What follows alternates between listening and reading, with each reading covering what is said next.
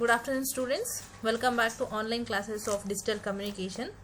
So in today's class we are going to see our next topic, that is your source coding. So before we move on to the source coding, I'll just want to revise what we have seen in the last chapter, right? So entropy was the previous topic that we have discussed. Okay, and I have given a small assignment and most of the students have completed the assignment. I really appreciate all the students who have given me the assignment. That's really good for you. Okay, if you are doing the assignment, if you understand the topic, then it will be very interesting. Until now, whatever we have seen, the topics are very simple, and I hope they are much interesting for you people also. So in the previous class, the topic which we have discussed was your entropy. That is nothing but it is the measure of your average information per source symbol, right? And for that one we have also found the formula, that H is equals to summation of k is equals to 1 to n pk into log 2 of, or log 2 into 1 by pk, where pk is the probability of your occurrence of your particular symbol.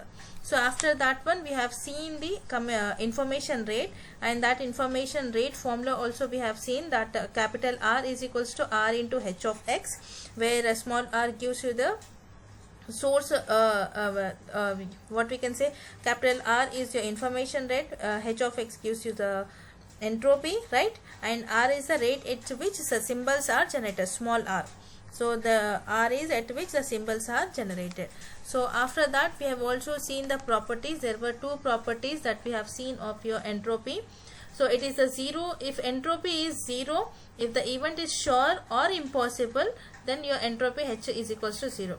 What is the first property? Entropy is 0 if the event is sure, means the pk of pk is equals to 0 or pk is equals to 1 also, you will be getting the entropy as 0. That was the first one. Along with the proof we have seen that property. And the second property was when pk is equals to 1 by m, or the probability of your occurrence of the particular signal is 1 by m for all the m symbols, then all the symbols are equally likely, then we are proving that the entropy should be equals to log 2 into m. That also we have proved it very clearly, and we have seen one problem also. Along with that problem I have given one more assignment problem which you people have done, correct? Now in today's class I am going to see the next topic, that is your source coding. The name itself, you are having source coding. Do you remember what are the elements that were present in digital communication? You had first source encoder, okay, then after that you had a quantizer, then encoder, first sampler, quantizer, then encoder. So here we require source coding. Why? What is the importance of your source coding? We'll see first. So in a communication system there is an important problem that it should have efficient representation of data that has been generated by the discrete source. Okay, I'll repeat it once again. An important problem in the communication system or in the communication is the efficient representation of data should be generated by the discrete source. Whatever the discrete source I'm using in this digital communication, it should provide me the proper efficient data. Okay, efficient data should be generated. That is very important. And to have all this process, we are using the technique which is called as your source encoding. Yes or no, ma? You are converting your analog signal into the digitalized one. For this digitalizing we are having 3 steps. One, you are going for the sampling. First you are making all your analog signal into samples, then after that samples are then quantized, then after quantizing you are using encoding, correct? Source coding has to be done. So all that one for representation of data in a proper or efficient manner, we require this source coding, and the device that is performing this particular representation, or the device that performs the presentation of this discrete data, is called as your source encoder, right? I hope you are clear with this part. Once again I'll just repeat. If you want you can make a note. An important problem in the communication system is to have the efficient representation of the data which is generated by the discrete source. So the process by which this presentation is accomplished is called as your source coding, and the device that is performing this representation is called as your source encoder. Okay, after getting the quantizer, there should be proper efficient data has to be generated, and the data can be generated by using source encoding, that is nothing but giving ones and zeros properly. Okay, then afterward you have to give this to the next process for the modulation and all, right? So this is about your introduction of your source coding. Now we'll see the next part, how your source encoding, what is the main objective is of your source encoding. So the main objective of your source encoding is to minimize the average bit rate which is required for the representation of the source, by reducing the redundancy as well as by increasing the efficiency of your information source. Did you get this? I'll explain. So the what is the main objective of your source coding is to minimize the average bit rate. We don't want bulky of data. We require only the average data which we require, in which we have the information. Only that particular data is to be required. So what you are doing by using this source encoding, obviously data will be minimizing, because you are giving ones and zero. Wherever the information is there, we'll only grasp that particular information. Yes or no? So the main objective of the source coding is to minimize the average bit rate which is required for the representation of the source, by reducing its redundancy, means extra bits which are been added in that one. By reducing that redundancy, along with that one, we are increasing the efficiency of that particular information source. So this is the main objective of your source encoding. Now I have given some few source for having the source encoding process. We are having some related terms to that one. Okay, so very first one is your code word length, means how much code word length should be there, and what is the average code word should be there, or average code word length. Then you have to also see the code efficiency, whether it's proper or not. Along with that one, you also have to see the code redundancy, because we are reducing the redundancy, increasing the efficiency. So we have to see these terms of code efficiency, redundancy, then average code word length, okay, and code word length also. So very first we'll see what is the average code word length. The length of the code word is the number of binary digits which are present in the code word. Suppose there are 5 ones and 5 zeros. So what is the code word length here? 10. Of course, the length of, how much is the length? The length of the code word is number of binary digits which are present in the code word, and that is represented as small n into I. Okay, this is the first term which is related to your source coding. Now the second term we are moving, that is your average code word length. Now we have to see what is the average code word length. This is your code word length, number of bits. We have to take average of that one, because we have to take only that part where you are having the information. Only that codes has to be considered. So for that reason we are moving on for the average code word length, and that is given as the length per symbol is given as L is equals to summation of I is equals to 1 to M Pi into Ni. What is Pi? Probability of occurrence of your symbol. Ni is your code word length. How much is your code word length? By using these two, we are going to find out the average code word length. Okay, and that is denoted by the symbol L, and that it will be equals to I is equals to 1 to M. Summation of I is equals to 1 to M Pi into Ni. This is the second term. Now comes to the third term, code efficiency. We are increasing the efficiency and reducing the redundancy, right? So what the main objective of that one? So we have to know about the code efficiency. So as to find that code efficiency, we are having a formula, and that can be given as eta is equals to h of x divided by L. Now tell me, what is h of x? H of x is nothing but entropy, right? So h of x is entropy, and L is the average code word length that we have found here. Now last comes your which word? That is your code redundancy. So code redundancy is given as eta is equals to that is equals to 1 minus of your efficiency, or a sigma is equals to 1 minus eta also you can say. You can name it something. Okay, so the code redundancy can be defined as sigma is equals to 1 minus eta or 1 minus code efficiency. So these are the terms which are related to your source encoding. Now as to have this proper coding technique, we are having two types. Okay, there are two types of coding techniques which are present here, and that are your Shannon-Fano coding Okay, another one is your Huffman coding. Do remember we are having two types. Okay, as to find two types for the coding techniques, because we are doing coding. Coding means you have to give the representation to your data as zeros and ones, right? So now we are doing the coding. For that coding we are having two types or the two techniques, and that techniques are your Shannon-Fano coding, Shannon Fano, Fano. Shannon-Fano coding or the Shannon-Fano algorithm, and another type is your Huffman coding. Very important for your final examination, and it is very interesting too. Okay, let's see that one. So we'll see step by step parts like how your Shannon-Fano coding algorithm will be working.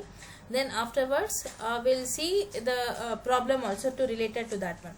So what this actually Shannon-Fano coding, the Shannon-Fano was one of the author or a scientist who has first invented this algorithm, like how you are going to convert your analog data to digital and how you are digitalizing them, means how you are giving the values to them.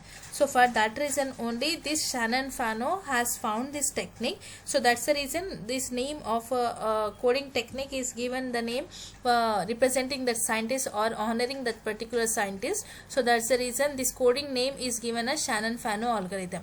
Here by using the technique we will be getting the efficient codes that can be obtained. Okay, so we are going to see how your codes have been generated by using your Shannon-Fano algorithm. Basically there are two to three theorems which are present in this chapter regarding your Shannon-Fano. I'll tell that one also. Okay, let's see the steps. Okay, list the source symbols in order of decreasing probability. Keep in mind, write all these steps first, then when I'm telling the problem or doing the problems, please go through these steps, then it will be very easy for you people. Okay, so what you're doing, very firstly list the source symbols. What are the source symbols that are present or given in the problem? You have to write them in the order of decreasing manner. Okay, then next, the partition the set into two sets that are as close to equiprobables as possible. Now what does this mean? You have to partition, means you have to divide. Suppose if you are having decreasing order, I am writing 10, 9, 8, 5, right? So that is a decreasing order you have to write. Then after that one, after that one you have to make two sets that are close and they are equally probable with each other. Second is that step. Then third one, you have to assign the first step as 0 and the second set as 1.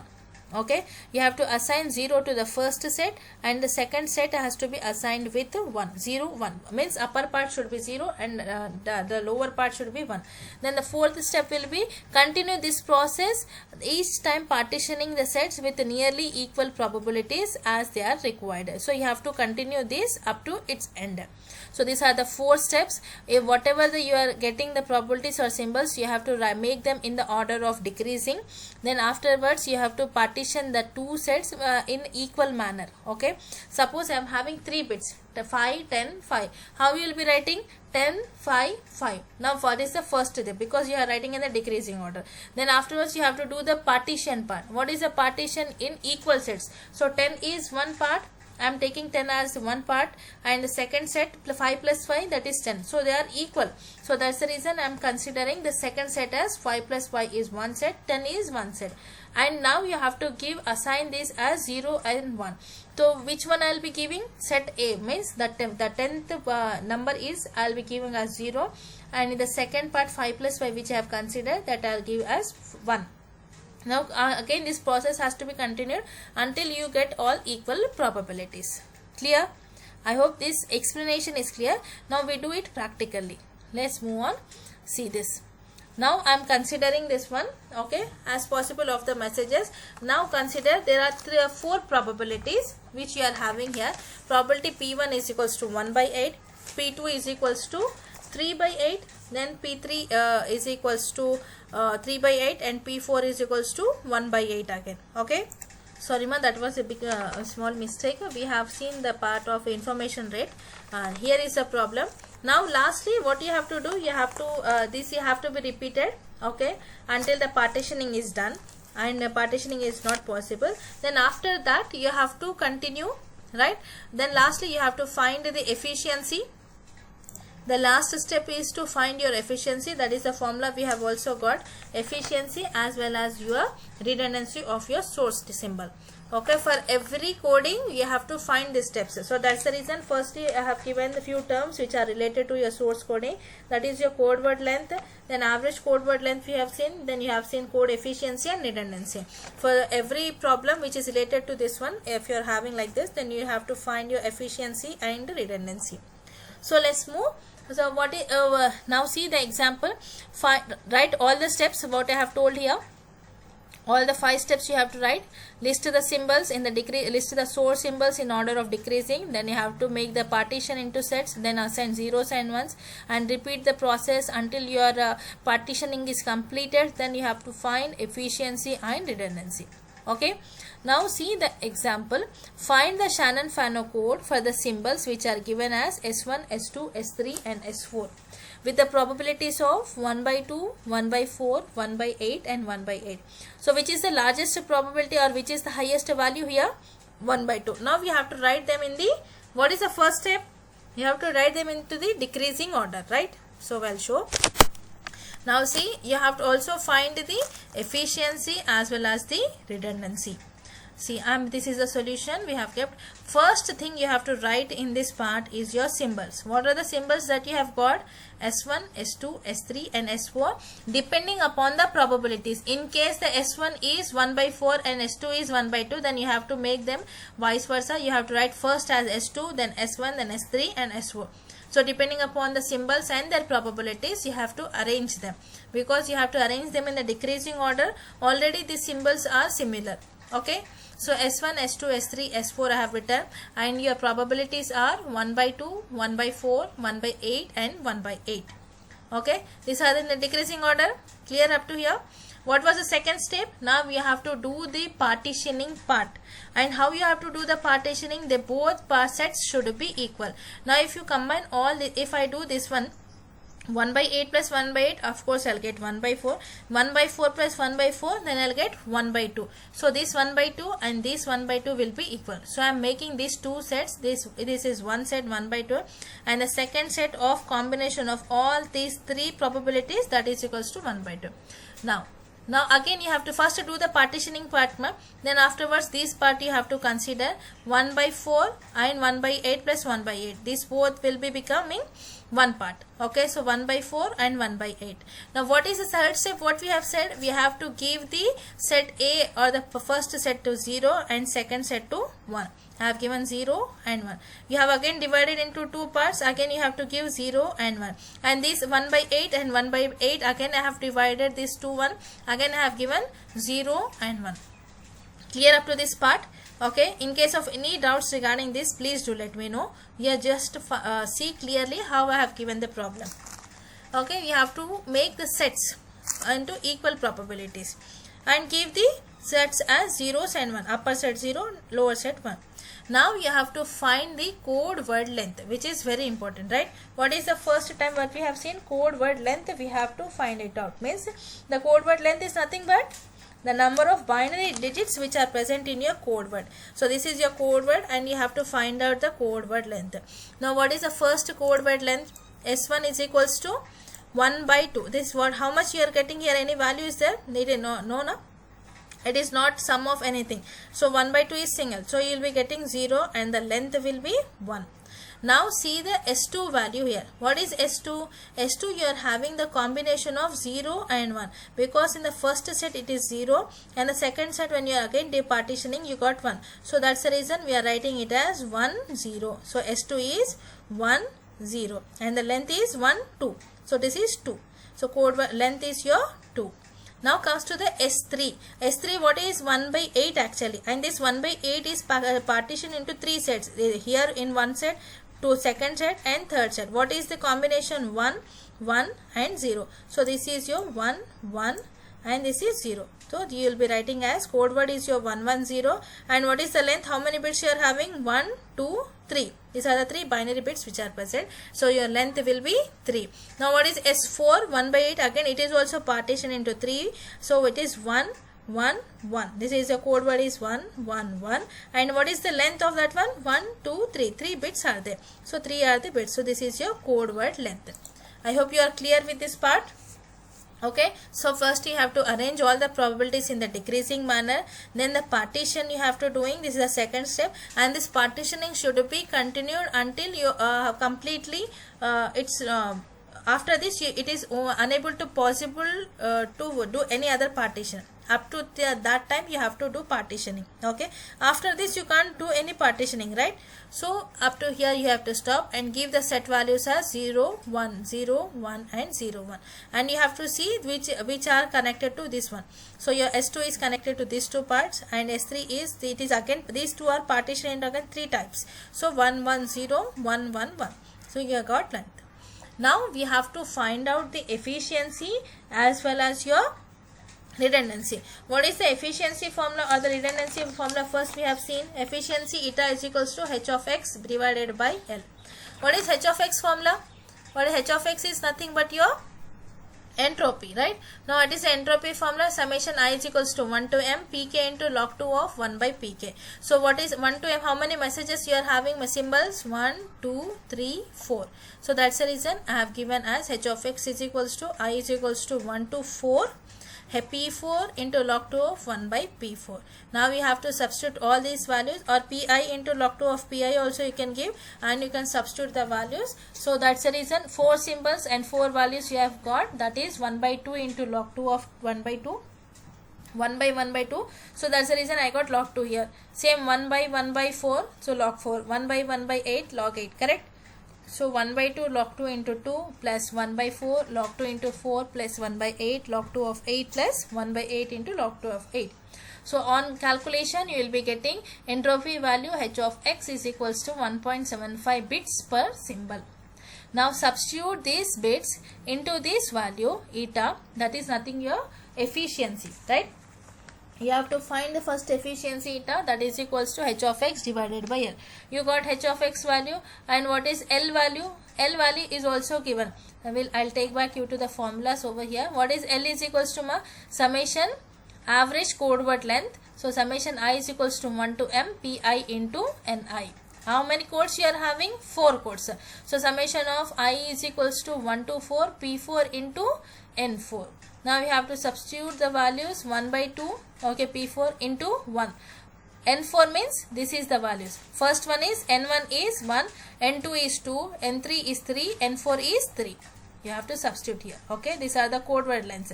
1 by 2 into 1 plus 1 by 4 into 2 plus 1 by 8 into 3 plus 1 by 8 into 3 means your average code word length. What are the code word length you have got? By using that code word length you are going to find out the average code word length. Now substitute these both values in the efficiency. Eta is equals to h of x divided by L, that is entropy divided by your average code word length. So 1.75 divided by 1.75. So the efficiency you got is 1, which is very good because you have to increase the efficiency, reduce the redundancy. Now what is the redundancy? 1 minus eta. So 1 minus 1 is equals to 0. So you have removed the redundancy bits. Okay, so this is how you are going to find out the codings, or you are going to do the source coding by using the Shannon-Fano algorithm. 2 algorithms, right, of source coding. One is Shannon-Fano and Huffman. Today we have seen Shannon-Fano. I'll give you people an assignment now. Okay, I hope you are clear with this problem. If you are having any doubt regarding this problem or formulas, please do let me know. Okay, listen twice the class. Okay, and tell me if you are having any doubts.